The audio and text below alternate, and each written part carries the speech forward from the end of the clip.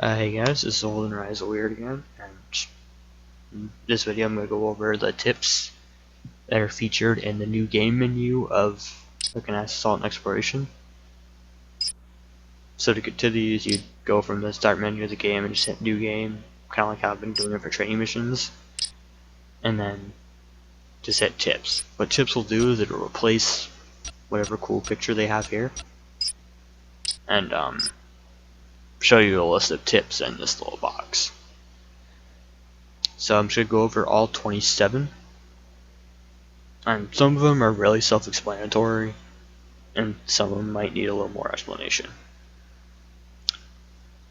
Because I might explain some specific, like right here it says short game, I'll go over that, and then engineers or scouts or whatever, something like that.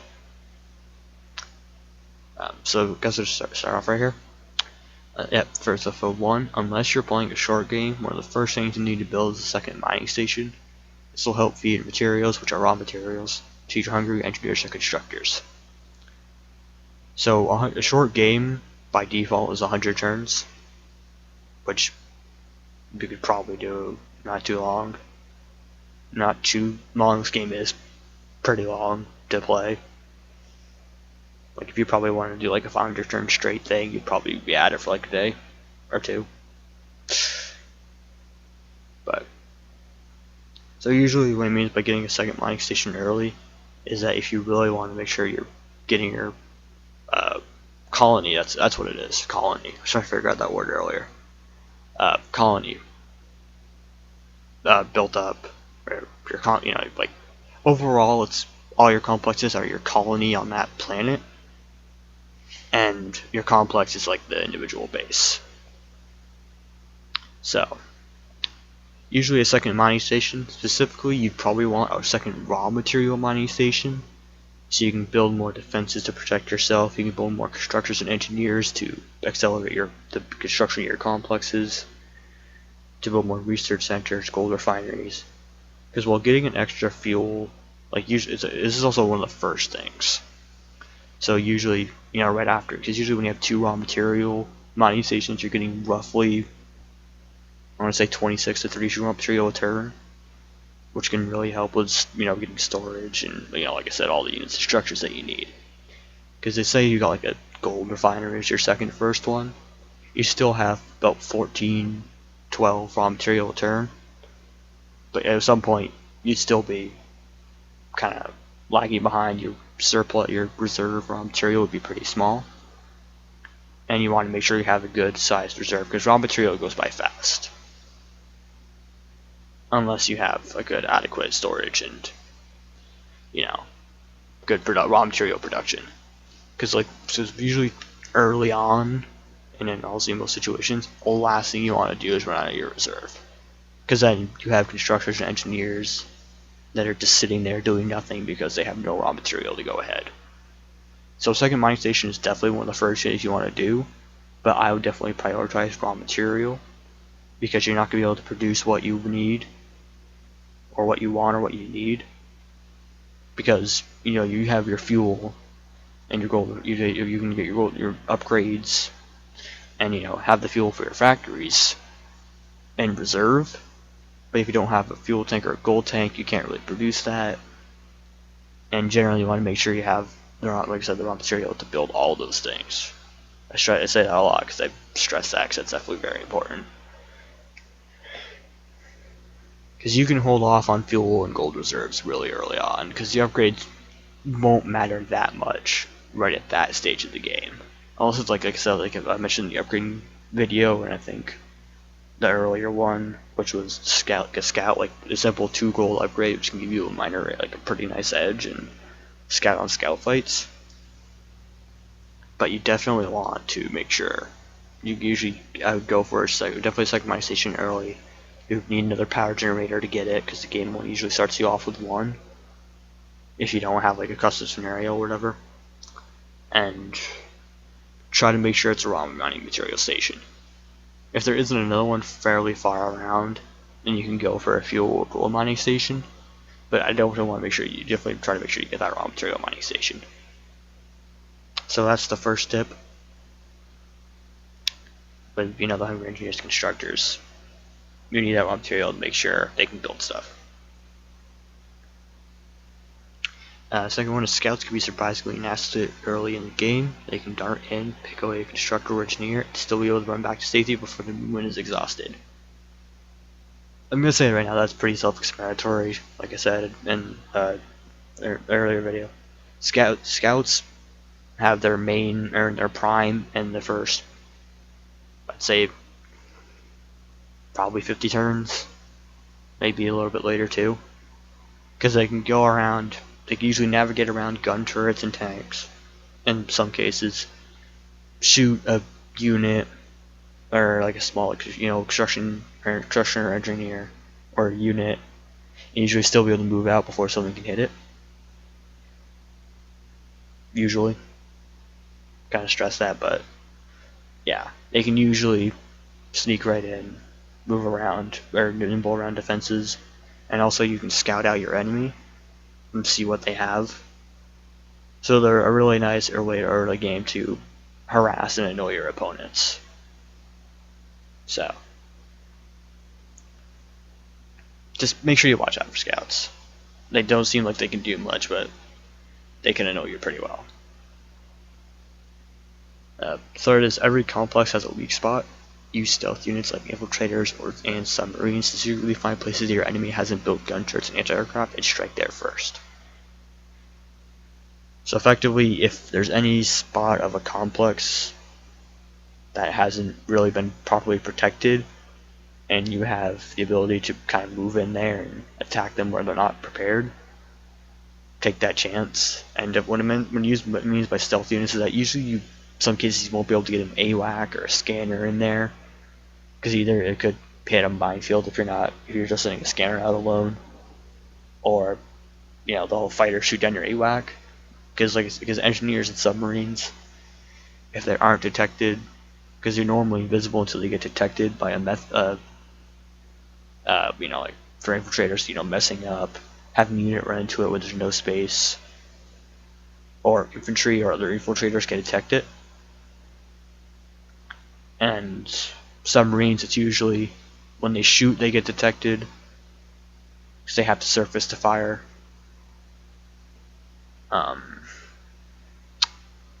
Corvettes detecting it, which are usually the main way of detecting it, is corvettes. And in other cases, usually other submarines. So, usually when it comes to scanning for a weak spot, like it says, stealth units are usually the way to go. Although, don't, discourage yourself from using scouts or other units that have units or buildings that have high scan. This one's kind of cut off a little bit. Connect your gun turrets and other fixed defenses to your complex. If they're connected, they'll reload automatically and be repaired when damaged. So I mentioned this during the repair and reload training missions, that if they're connected to your complex, well, it doesn't mention that you need raw materials to do it. So if you have raw materials to do it, that will repair automatically. Usually it's a small amount each turn for the health, and the ammo, if it runs out, it'll refill to max, and then it'll load in the shots. Usually the next turn after it reloads. So that one's pretty simple. That goes to also any buildings that if they don't have ammo, if they're hooked up they have raw material in them, or they're hooked up to raw material, they'll start using that to repair themselves. Actually, they might be right on that. I don't think you need raw material for the repair part. I think you need it for the ammo. For some reason I feel like I'm messing this up. I feel like I know it, but then I second guess myself because I haven't played this in a while. But yeah, I said right there is right in that assumption to where right when it says connect your to fixed defenses to your complex and lower automatically when they're damaged. So I think it's just I'm not remembering if it uses raw material or not, but I'm pretty sure it does. Even if it's just like a tiny amount. So this next one's about mines. So 5, spread at least some of your mines out over a large area. Your enemy will move just as slowly as if he thinks he's likely to run into a mine, as if he would know as he would if he knows he'll run into a mine. So like I did show earlier, I kind of just clicked in a line. Usually if your enemy will run into a mine, they'll assume that you've got mines usually in that area or pretty much all over your complex, and they'll start taking extra precautions pretty much almost immediately to make sure that doesn't happen again. So usually by placing your mines out over a large area, you can sometimes get an enemy to potentially move, or if it's human, you can misclick into it or try to click over it, and it'll kind of run through it without them paying attention to the path by not using shift click to see where the unit would move if they just clicked there. This one's definitely a little bit harder because usually you just want to have a simple line, make sure nothing can get through. Like I guess like a one that's closer to your complex, and then just spread out the rest over an area. So that way they kind of keeps them guessing, but you do have the line of defense that makes sure that they can't they'll definitely go here because if they try to enter in any spot, they'll get hit. So definitely try to spread them out over a large area if you can, but also make sure you have a line protecting yourself. But I want to mention one other thing that goes into this next tip, is that if someone spots you doing it, they see you have a mine layer, they're going to know you have mines, and they'll automatically start taking precautions to do that. So it's kind of like the infiltrator and the submarine, that kind of stuff, where you try to be quiet or stealthy about something, but you got to try to make sure that people won't notice you're doing it. And a tip for that is you can use depots, hangars, and docks to hide your units, and they can't see what's in them. So if you want to hide a mine layer, if it's planted, or if you think you can kind of see their scan unit or building is getting close, you can stow it away and hide it, or click the mine layer and see mine layer is what I'm mentioning right there. But you can store your mine layers away so they can't see them, and that way you'll at least have the element of surprise on them when they do run into your mine, and they didn't know that you had a mine layer. That can be thwarted a little bit early by scouts, so usually you don't want to have a mine layer in your initial force when you deploy in a custom game or a hot seat game. That's not a scenario one. The 6 is as your complex grows, you can use a mine layer to pick up previously laid mines and move them out to the new perimeter of your complex. That one's really simple. Just once your base grows, just take your mines and move them. Although even if you wanted to, you could just leave some mines in your base in case an infiltrator detects it, and that way you can kind of like cut off an area so they can't disable a building that you have or steal a unit potentially. I'm trying to think what else I was gonna say there. Like I said, also picking up mines is the only way. Once you remove the mine and you plant another one, then they'll be upgraded. 7. Rocket launchers are by far the best way to clear enemy minefields because they affect a 9 square area. Well, it's a 3x3 square area, and it does say 2 squares from, because the unit description says 2 squares away from the direct impact, where the rocket hit. Because you saw in the scenario where they had the rocket launcher, my light vehicle plant was also damaged, even though it was at least a square. Oh wait, there was a square in between the building and the gun turret, and the tank was also damaged, despite it having a square in between. So it says 3x3 as 9 square area. It's more of a 13 square area, where it's a 3x3 square, and then directly 2 square, and two squares from, you have the center square, and then there's the gap where it also hits, and then the outer part of the blast radius. So it's more of a 13 square area than 9 square area, but I'll continue there. This also makes them useful in ferrying out enemy infiltrators. That is good because it can cover, a good area, and it could potentially spot kill an infiltrator because they are pretty weak.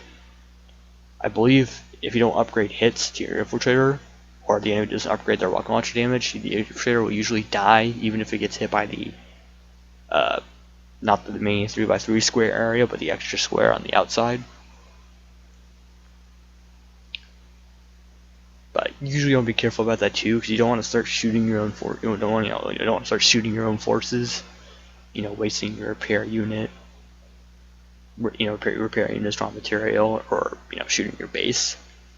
It's kind of like in, I guess an example is the Command and Conquer Red Alert 2. The French have a Grand Cannon, which enemy unit, if someone gets close to it, it can't shoot. But usually sometimes it's an automatic, so it's like an automatic base defense, which is pretty much how all of them work in that game anyway. Although you can manually target something if you wish. If the enemy unit starts going into your base, the Grand Cannon will turn and it will shoot right into your base and start hurting your buildings. So that's what kind of the comparison I'm trying to make with the rocket launcher of ferreting out enemy infiltrators, is you want to be careful about shooting your own stuff. It won't hurt too much, but it will hurt. So if you need to ferret out enemy infiltrators, that's good. Destroying the minefields is really great because the enemy mines are really far away. Just try not to shoot your own stuff if you don't have to.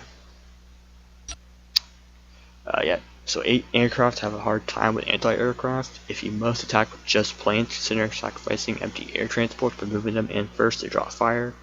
And when the anti-aircraft fire has extended exhausted for that turn, use your ground attack planes to take out the enemy defenses. So for that one is if you use a very air heavy force, then if you pretty much have like almost exclusively planes for your primary attack, then usually the best way to do that is just empty air transports, because they'll think potentially you can send something in.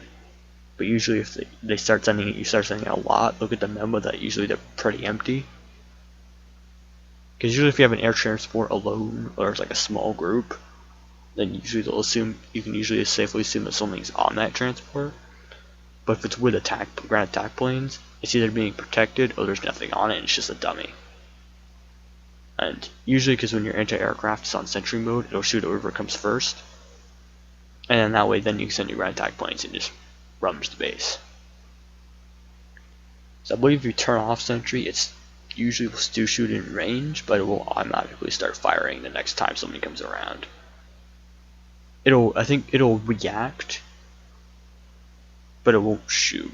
Although in most cases, I'm pretty sure the sentry, even if it's, because sentry just means automatically shoot at whatever's in range, which is what sentry is. If something you see it, and you can shoot at it, it'll shoot at it. If you have sentry off, it tends, I think I've had to still fire even with sentry off. So sentry's use is kind of wonky in a way. But yeah, if you want to use just aircraft, just get a bunch of empty air transports and then just send them. And another fun tactic with that is make sure you've upgraded your ground attack planes and your air transports. For ground attack plane upgrades, you want to make sure if they go in and they still get hit by one shot, they can survive it and still fire. And air transports, you want them, I think if you can, keep an eye on the enemy's anti-aircraft, especially to how much damage it does, the range and the shots. That way you can tell if you have a lot in one turn, you potentially even see it doesn't have any ammo to shoot for that turn. You've exhausted the ammo supply of that unit, usually the anti-aircraft gun, because mobile anti-aircraft and escorts usually only have one shot per turn anyway. And then, even still land something in there, or have your air transport take more than one shot, so that way you exhaust draw fire quicker to your dummy air transports, and then you have more of an opportunity with your planes to move around and destroy their anti-aircraft. So, if you want to use just planes, use just empty air transports, and consider upgrading them to where they can take more than one hit. Because that way you'll draw their fire better, and you'll be able to send in your ground attack planes earlier to destroy them. 9, mobile anti-aircraft, which is a unit. and I think it's just referring to mobile anti-aircraft, the light vehicle plant unit, and escorts are powerful once in place, but it's hard to attack with them. That's because if moved, they lose the ability to fire for that turn, because they only have one shot, and the target can attack and or escape unhindered. Use fighters if you must attack your enemy's air force. So effectively, this was saying is with non-fixed anti-aircraft, like mobile anti-aircraft and escorts, is that if they move for the turn, they'll lose their shot to fire, but usually when they're in place, they effectively act as like a one-shot anti-aircraft with a little more power. It is true what they say. It is true what's said there is that usually when it comes to their air force, you want to have better fighters than they do. The Choson are usually pretty good at that because they have +1 range to their fighters, and they can produce faster, so they can effectively outrange your units, and also get more range faster than you can, so they can still dominate the skies by basically killing all your aircraft. So usually you want to have fighters to deal with enemy air force, and then afterward move in mobile anti-aircraft and build anti-aircraft turrets there, so you can lock that area down, so the fighters can move with your ground troops and naval troops and other air units to protect them from aircraft. But also leaving the escorts there can make sure they can. Well, when your mobile aircraft can shoot, you can send your fighters somewhere else, or keep some of them there so you make sure no enemy air unit gets in there.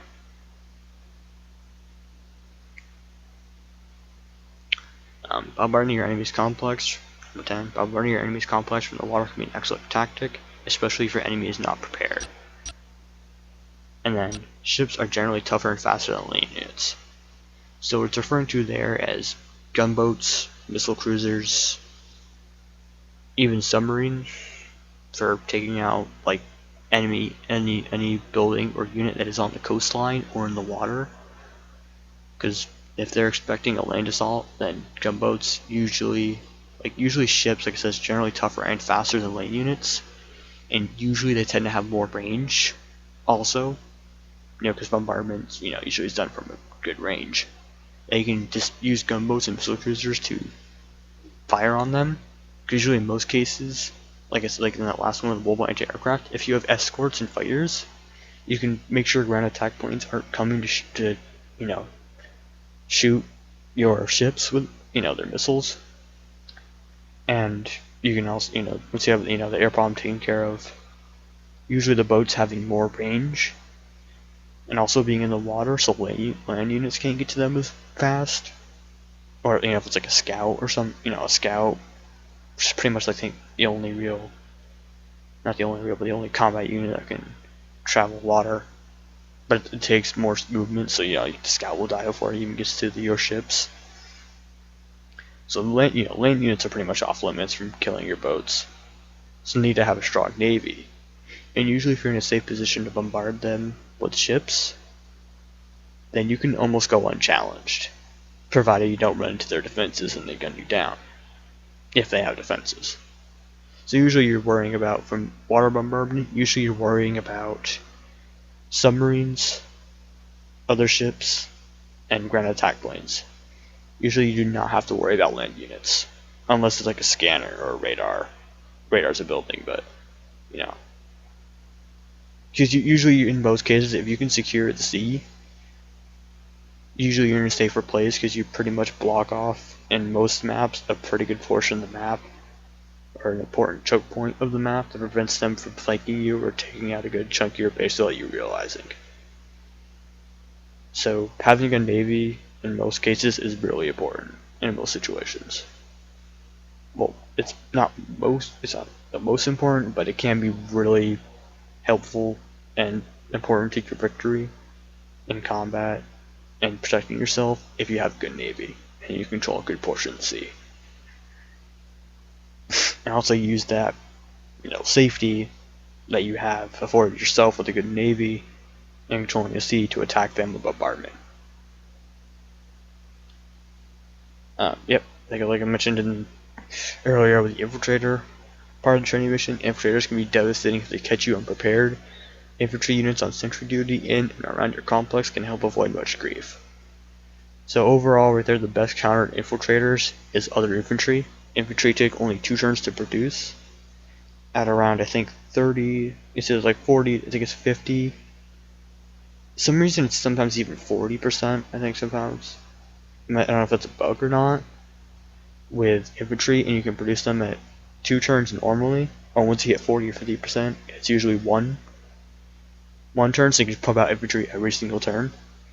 And that way you can flood your complex with infantry, because they take really quick to build. It's only 2 turns. It's quicker than a scout. And that way, you put them around key positions and also protect units on the go and your base, which is your complex. And that way, if an enemy infiltrator sees you, you can usually take them out because infantry and infiltrators have the same scan range with no upgrades or clan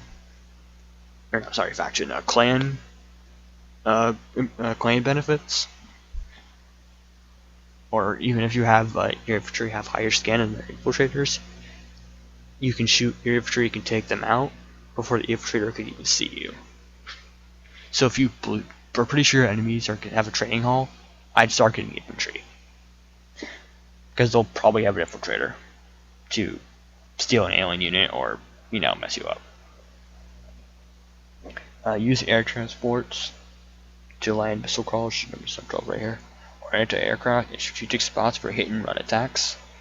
After they fire the shots, load the missile crawlers or anti-aircraft back onto the transport and retreat to safety. So this is kind of sort of similar to the scout one, a little bit, but usually with any unit that has one shot that loses it after it moves, like this says right here, missile crawlers and anti-aircraft, like mobile anti-aircraft. A fun thing is to have the air transport, so like I said right here, land it where you need it to, have it fire, and then use the air transport to pick it back up and leave, like it says right there. And that way you can pretty much get damage off on them, and they usually if they can't get to you, then they can't hurt you, and you can just keep having the missile crawler be mobile in your air transport, so you can go in pretty much almost anywhere, depending on how much of the map you have controlled,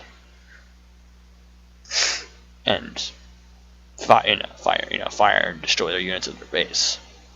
And with the mobile anti-aircraft is that you can place it down, have it shoot the aircraft, and then leave. And then in the aircraft, if it's like a ground attack plane, it can't shoot it because it's back in your air transport. Fighter can destroy the air transport, so you can't pick it up, or it gets destroyed with the unit. But I mean, you can also do that with other units too. Tanks, rocket launchers, pretty much any unit really. Is that you have the air transport or even a sea transport. Well, I mean, the reason it mentions air transports is that air transports have more movement, and they can also, and the way they load units is they go above it, they lower down a lift, and then that way it picks the unit right up. Or that doesn't lower down a lift, but it goes down around close enough, has a small lift, and then it brings it up. I exaggerated the lift there, but so and the thing with sea transports is that it's like how it loads units in is kind of like a depot where they have to go in and they have to have movement. Sea transport doesn't just throw something over the unit and just pull it back in. Air transports have that special trait where they can just go over a unit and then your friendly unit and just pick it right up. So tanks can fire twice. You can move the tank in, have it fire twice, pull it back. Rocket launcher, same thing. So air transports are really great for hit and attack runs, pretty much no matter what unit it's in it. Or even if you want to repair or reload something, you have a repair unit in there, drop it down, repair, pull it back in. So air transports are really helpful. So 13. Study your upgrade options carefully. Sometimes an inexpensive upgrade may provide a remarkable edge. And so definitely, whenever you have Gold Refinery Research Center, try to have a plan in mind of what you want to upgrade. and not just click on stuff because it feels cool. This game's upgrade system is more of a, I guess I've heard it referred to some games, a stat stick, where it just gives you extra of a certain statistic on your character, or the, in this case the tank or the building, but it doesn't exactly give it a new ability to teleport somewhere or shoot a ball that slows people down or something. It's just more attack, more defense, more hits, more armor, more range, less cost, stuff like that. So, and I guess the inexpensive upgrade, like I said, even just a 17 gold upgrade, a 2 gold upgrade, can give you that extra little, just one little extra thing, and it can help, and it feels like the unit just got so much better, and your situation just improved. The best example I can definitely say to you is the scout. Like I mentioned, this, like, not the best example, but one of the best examples is the scout. It normally has, so if two scouts shoot each other, usually 12 damage to 4 armor is 8 damage. And that way a scout will take 2 shots to kill another scout. And usually if an enemy unit is holding, the scout is holding still, and you try to approach it with your scout, it'll get shot first, giving them first strike. In that case, and that way when it's their turn, they can just turn right around, they can chase you, shoot you down because you don't have a shot, because it's not your turn, and they can kill you, and still have their scout live. But a way to circumvent that is by having your scout have an upgrade. So the first hit upgrade to a scout is plus 2 hit points. And I'm pretty sure it's only, I think it's only 2 gold, or 2 gold credits. But you should call it gold, doesn't matter. And that way, if you get hit, you'll still have 2 extra hits before you go down. So that way you can shoot back. They have 1 hit left to die. You still have 2. So, yeah, definitely sometimes make sure you study your upgrades carefully. And sometimes even one little small edge definitely can give, an expensive upgrade can give you a remarkable edge. That's definitely true. 14. Always try to keep a reserve of refined gold credits for emergency upgrades. That's really simple. Usually in most cases, and you don't want to always just... So usually if you want to definitely maximize your upgrades, you want to have both gold refineries and research centers. Combine the 2 effects together, it gets really nice.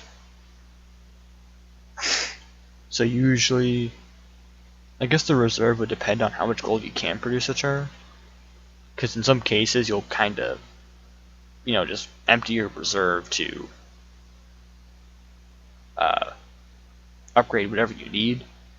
And all your upgrades are good, but then if you needed to upgrade something else, you'd be out. So try to always leave some gold left, kind of like a savings account in a bank, or even just in your own safe or whatever, or your own safe. So that way, in case, or like a rainy day fund or emergency fund. So that way, in case something goes wrong or you need to adapt suddenly, you can apply the upgrade that you need to. In the case that if you just spent all your gold, then you wouldn't have any gold left. But if you kept the reserve, like it says right here, that you'd have the ability to react instead of just stopping yourself dry thinking you're powerful and then realizing if you want something else, oh, now I gotta wait, or can I hold off on this upgrade, or can I get this upgrade instead of that upgrade? So like the study your upgrades options carefully tip, make sure you have a reserve of gold so you can still be careful with your upgrades, but make sure you get the upgrades that you do want and need, or that you consider might want, but the ones you do need, especially if you need a stronger anti-aircraft gun or artillery, that you want to have gold credits for that instead of making your scout like a super scout. So try to have, I want to say 50 to 100 gold credits on reserve, not necessarily at all times, but as a general guideline.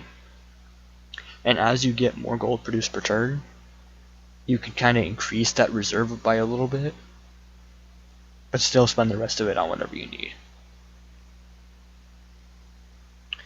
So 15, when you spawn an enemy unit, always remember to look at its statistics by right-clicking on the unit to display the attributes.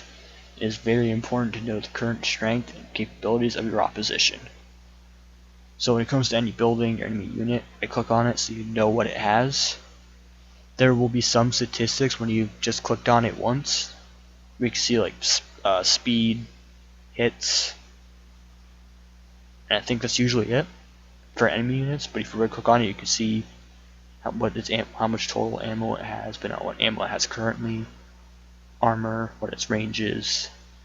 You definitely want to know what your enemies have for their capabilities. It's definitely very important to do that.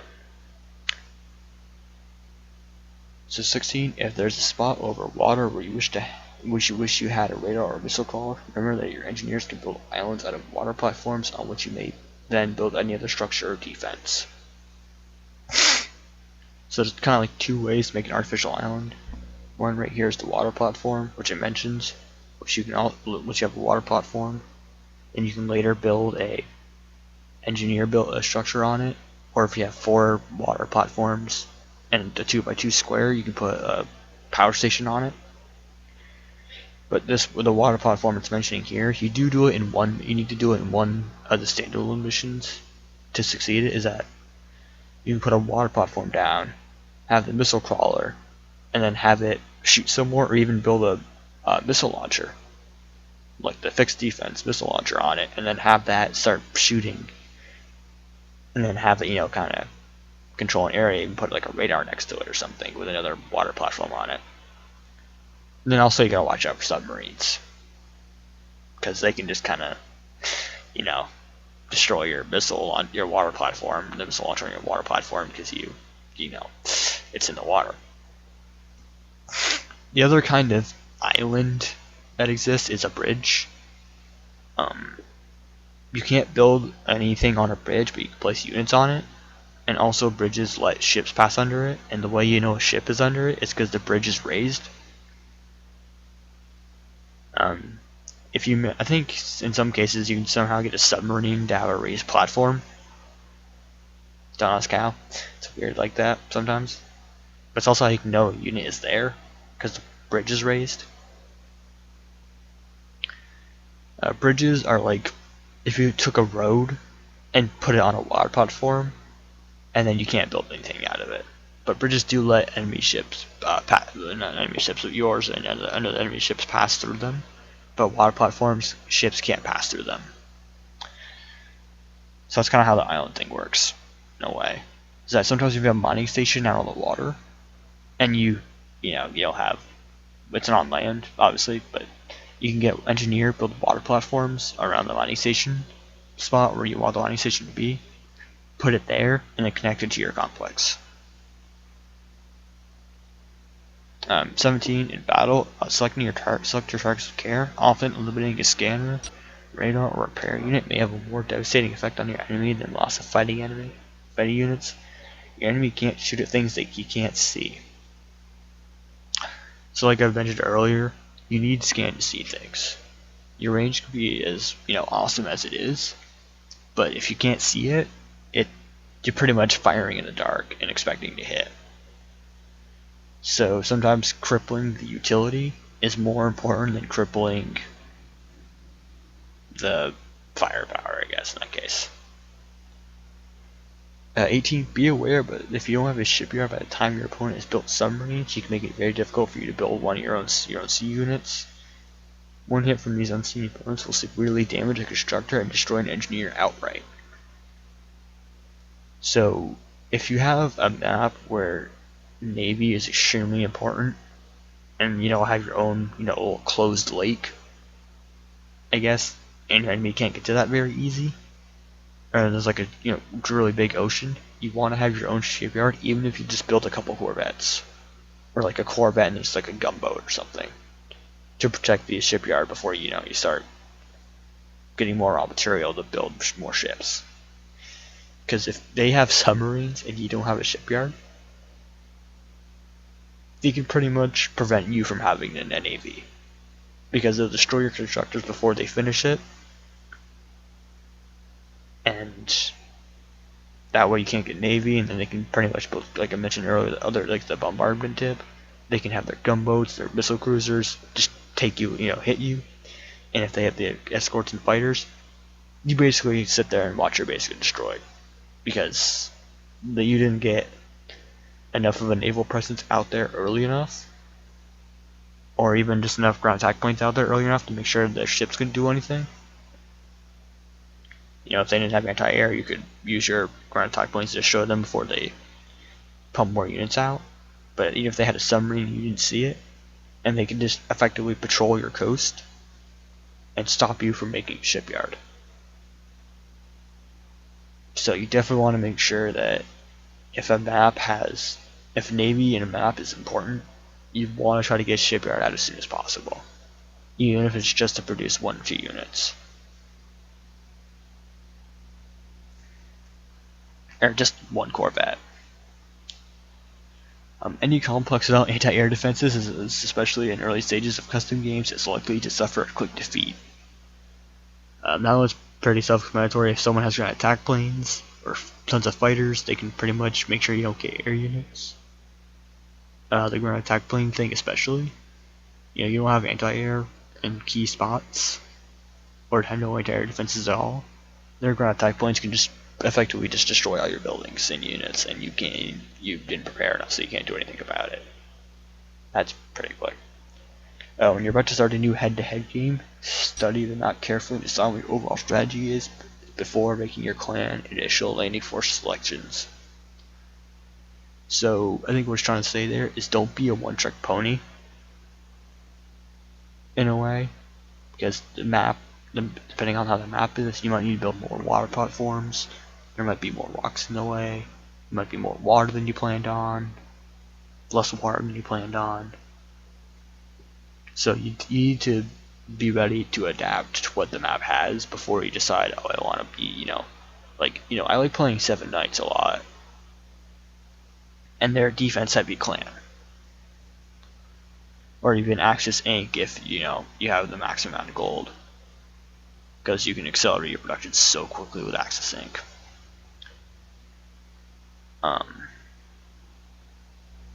Is that you don't want, if one map is like really navy heavy, you might consider Crimson Path because they're like the Sea Clan in this game. Or, you might consider going more aircraft heavy, which the Choson would be your thing.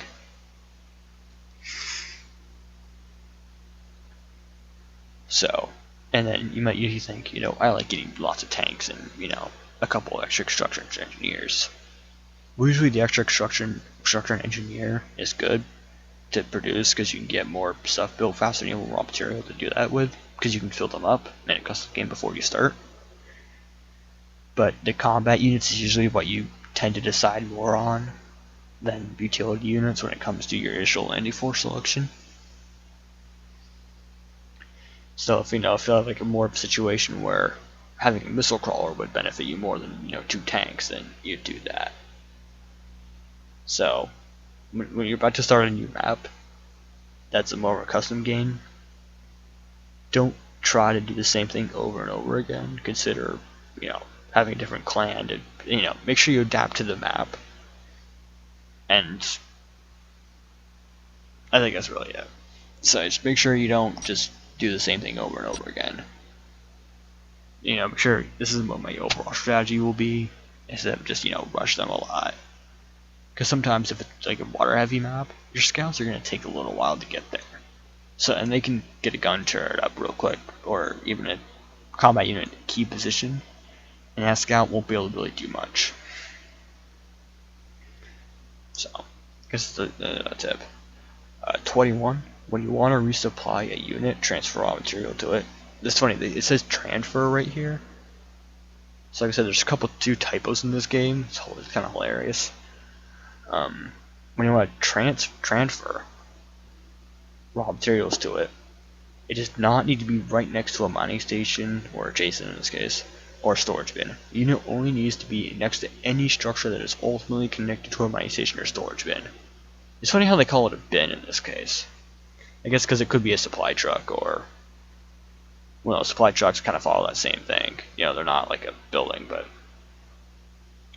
So if you remember the material transfer video, I explained that, I think, pretty well in that video, so go watch that video. I'll link to it in the description. A lot of people say that, so I figured try it. Power stations are twice as efficient as power generators. Power stations convert 1 unit of fuel into 1 unit of power, whereas power generators convert 2 fuel to generate 1 power. I mentioned this before, but I'll do it again. So if you have 3 power generators, it'll take 6 fuel for 3 power. And if you have a power station, it's only 1 fuel for 1 power, but you do need 6 fuel to have the 6 power going. So in a custom game, what I like doing is I get 2 power generators. That way if I have like an early second mining station, I don't need to, have a constructor sit there for 12 or 6 turns to get a power generator, to get just 1 power out. Instead I can just have something, a small amount of power, because usually you have 4 fuel in your initial mining station. Have that, just have 2 power generators running, because it's only 4 fuel for 2 power.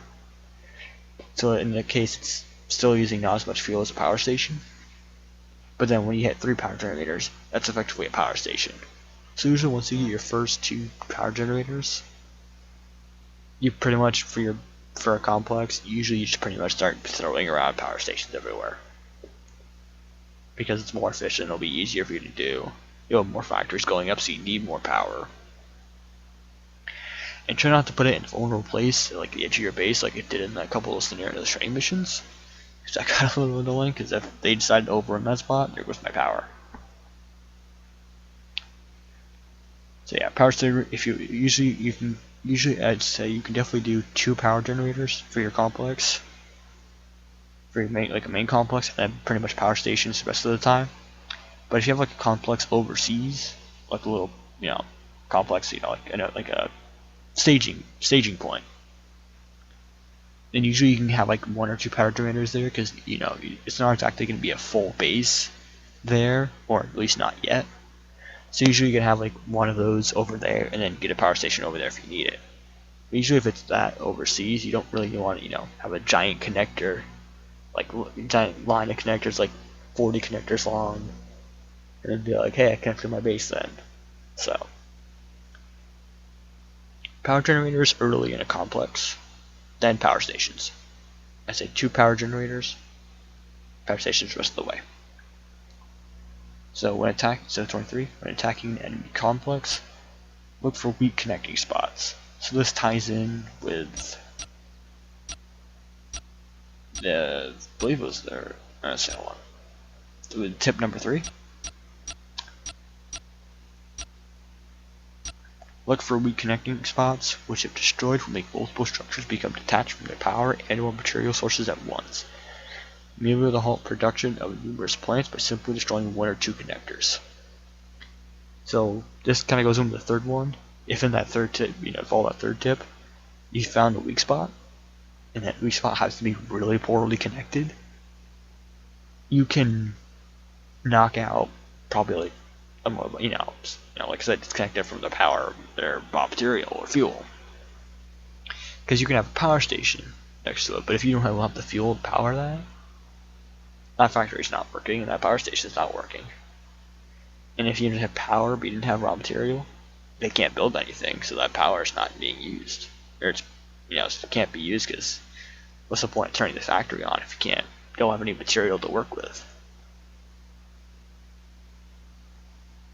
So like even if you say like one complex had like a power station and like 2 mining stations, 4 factories on one part of it, but then have like a small line of connectors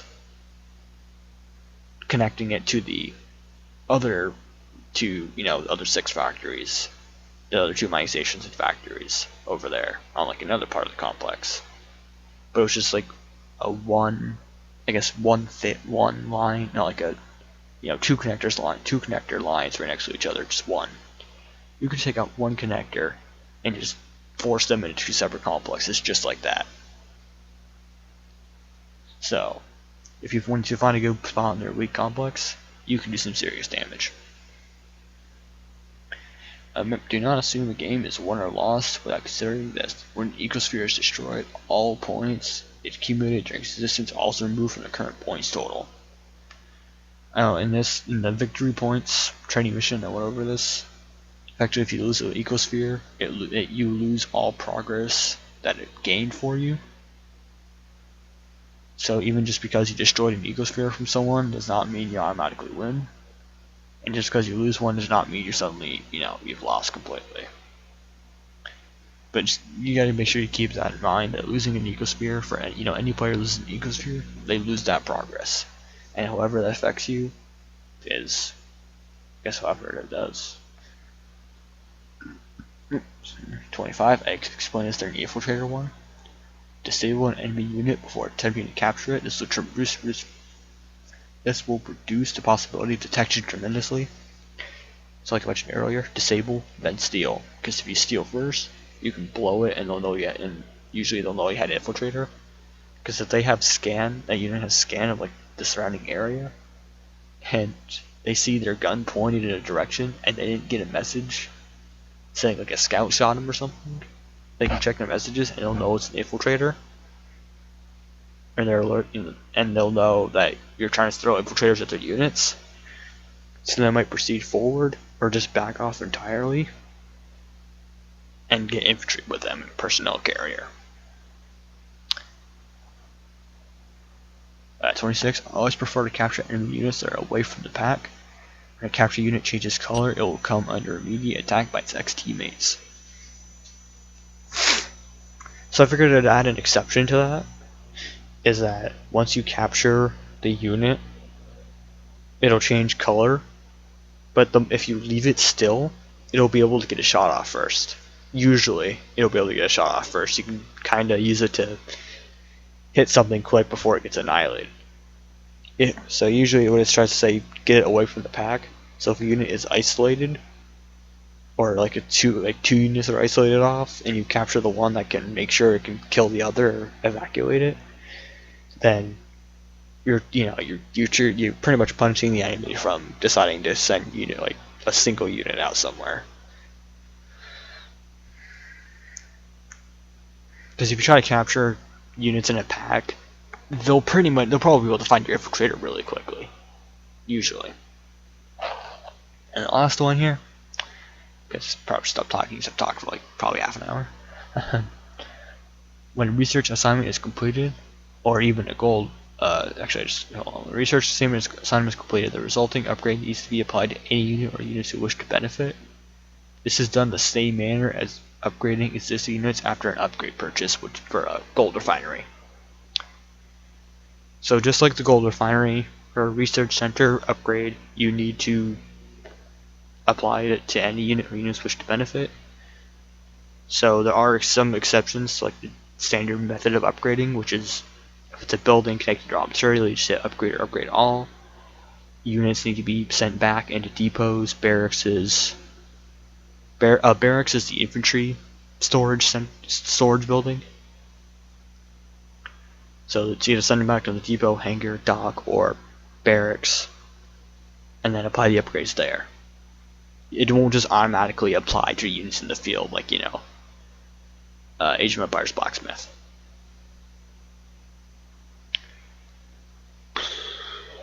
Alright. So, there we go. Those are all 27 tips. If you want me to explain anything more in detail, I can do that. I'll link that video in the description I mentioned about trying to figure out which tip I exactly do that right there. Maybe it's hard to remember, you can explain that sometimes, so. This one I think right here, 25. So, those are all the tips for the game. If you need me to explain anything else, or explain anything else in the game, list those concepts of the training missions, I can do that. As always, if you have any feedback through comments, messages, or whatever else other feedback you want to give me, please let me know. Otherwise, this has been Holder Eyes of Weird, and I will see you guys next time.